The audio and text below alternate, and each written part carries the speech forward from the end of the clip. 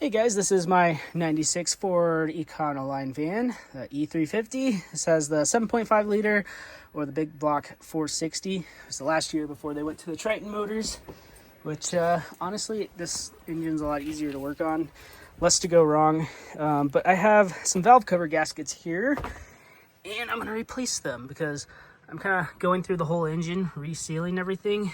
They're not leaking terribly, they're leaking a little bit. So I'm gonna go ahead and replace them. And we'll start with the right bank. It looks much easier than the left bank because we have to remove all of that stuff and try not to break anything.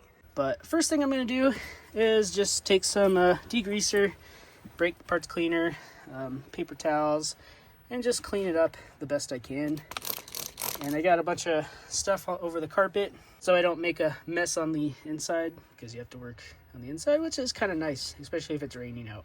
But also be careful not to get anything on the nice old plastic that's actually in pretty good condition. And some people might be like, well, why even bother cleaning it all up? And I don't know, I just like to take my time when I work on cars, make everything nice again. And that's part of the reason why I left the automotive industry. It's because, you know, flat rate, you really just can't make money if you do a really nice, high quality job. Make sure everything's good. And when you clean it, you don't have all that like dirt and debris falling into the engine and then working its way down to the sump. The less dirt and debris you can get into your engine, the better. I still got some more cleaning to do, especially up front. But I think I'm gonna go ahead and get this transmission dipstick tube out of the way.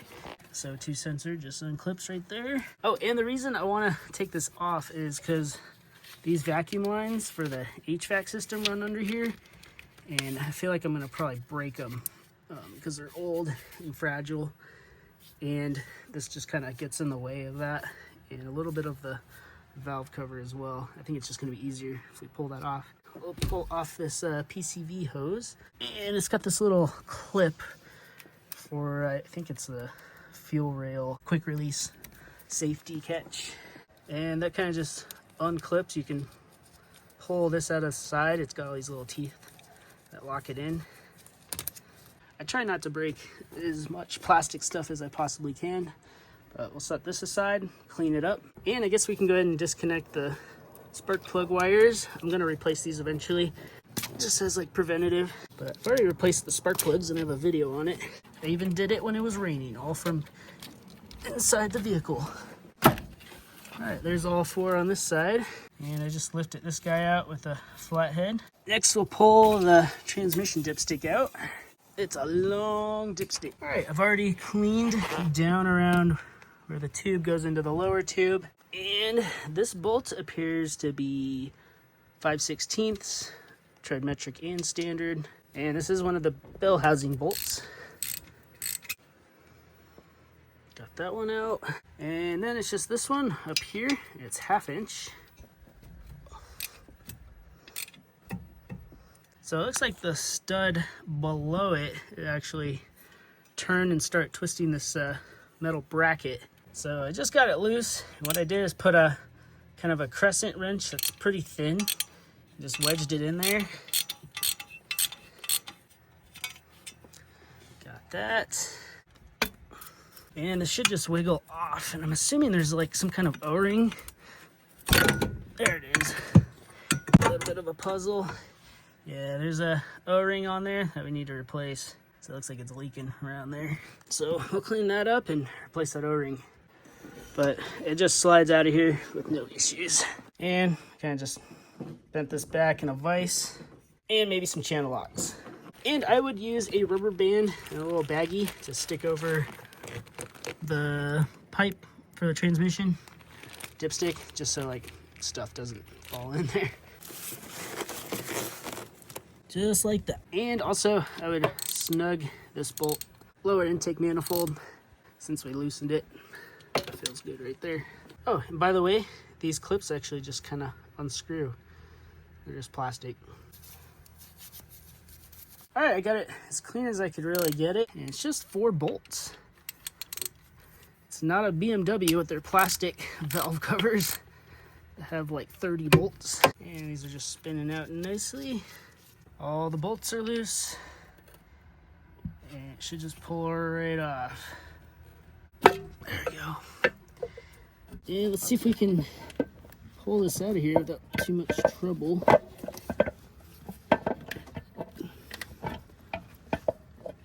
So I'm thinking I have to pull these little vacuum lines off. Just gotta be careful. I already got one off, and then there's a couple more, because it's kind of getting in the way of actually lifting this up and out.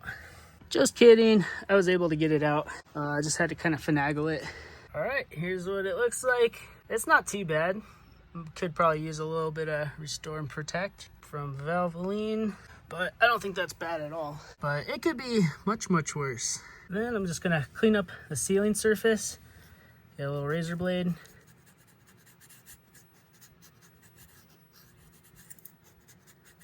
And a Scotch-Brite pad. I want it to be nice and smooth all the way around. All right, guys, we got the sealing surface on the head completely cleaned and ready to go. All right, next, you're gonna wanna kind of note how the gasket is. You can see this little circle goes right there. The longer part goes down towards the valve cover. And I'll just get this cleaned up really good, and then we'll put the new gasket on.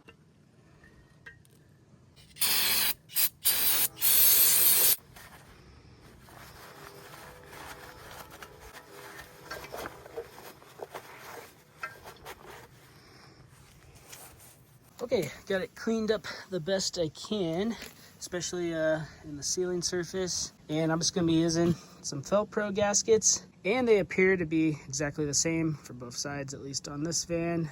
But starting with this little half moon, the pointy part of the gasket should point out, and we'll stick it all the way in and make sure the half moon is in there correctly and that the seal is the right way, because they're different on both sides. But that looks correct. So now we'll go ahead and carefully position it back onto the head.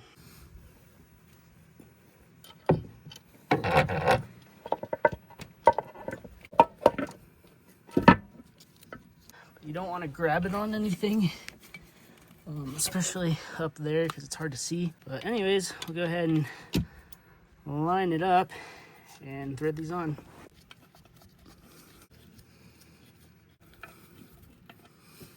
And we'll just do hand tight with a socket for now. Do the two in the middle first. Then we'll do the outer two. Valve cover, 7.5 engine, 9 to 11 foot-pounds, or 12 to 15 newton meters. We got 13.5 newton meters, set on my torque wrench. And we'll kind of just do a little at a time. Just tighten them all down evenly. As you notice, you'll tighten one, like another one kind of gets a little loose.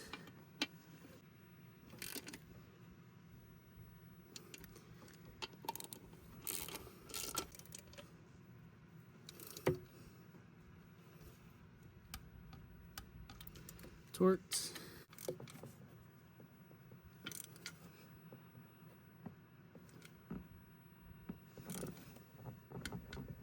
Torqued. And you'll just kind of recheck them all.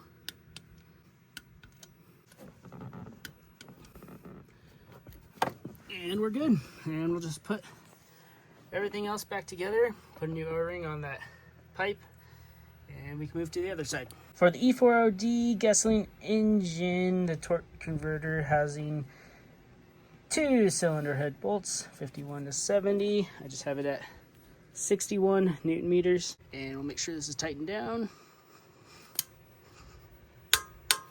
Stick the PCV hose back on the valve into the intake. Got that little clip back on, and that nut is tightened down. And I got all the spark plug boots back on, and now we're ready to do the other side. So the left bank looks a little bit more complicated. We'll start by removing this EGR pipe. Not a bad idea, use a little bit of blaster. Before I do that, I'll pull this hose off, And I took a picture so I can remember where everything goes. There's a lot of hoses and pipes. All right, I'll take the big crescent wrench. Top one is free. So I went to go ahead and take the bottom nut out because I was trying to hold the bottom one and loosen the top one. And it just popped out, which is weird. I mean, it doesn't look like it was welded or anything. Not sure what the deal is with that. But anyways, we'll disconnect those little hoses up there. So yeah, these pipes were just pressure fit with some vacuum hose basically. So here's the hose. The upper part spun off easily. However, this bottom part was actually frozen to the pipe itself. It wasn't really the threads, it was just frozen to the pipe, and I had to use a lot of heat. And this part came off with it, and it's kind of weird, and I think this is just pressure fit.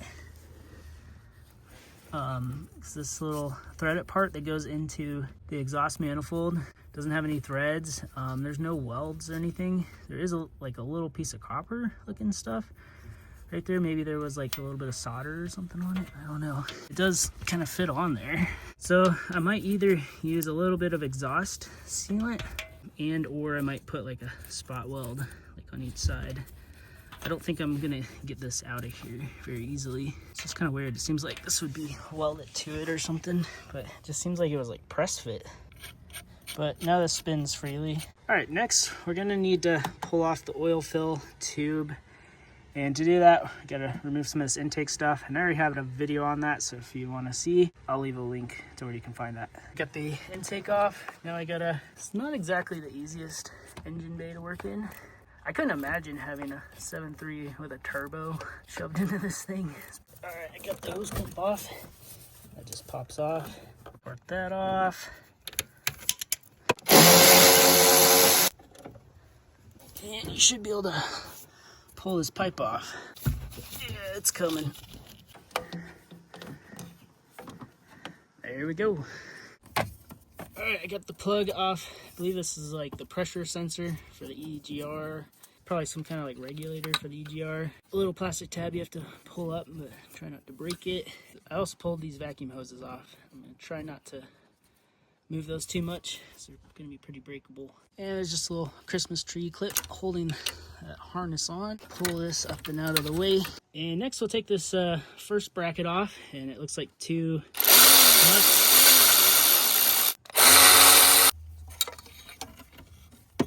I got the coil, disconnect it from the wire that goes to the distributor.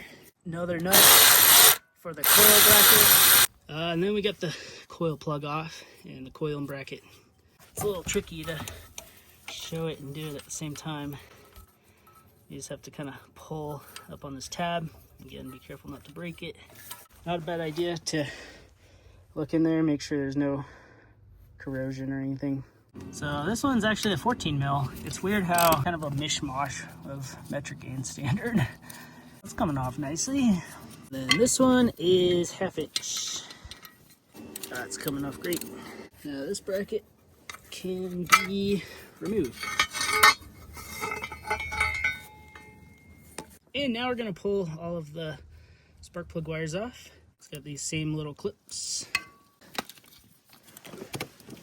And I'm just gonna pull all the spark plug wires up here out of the way.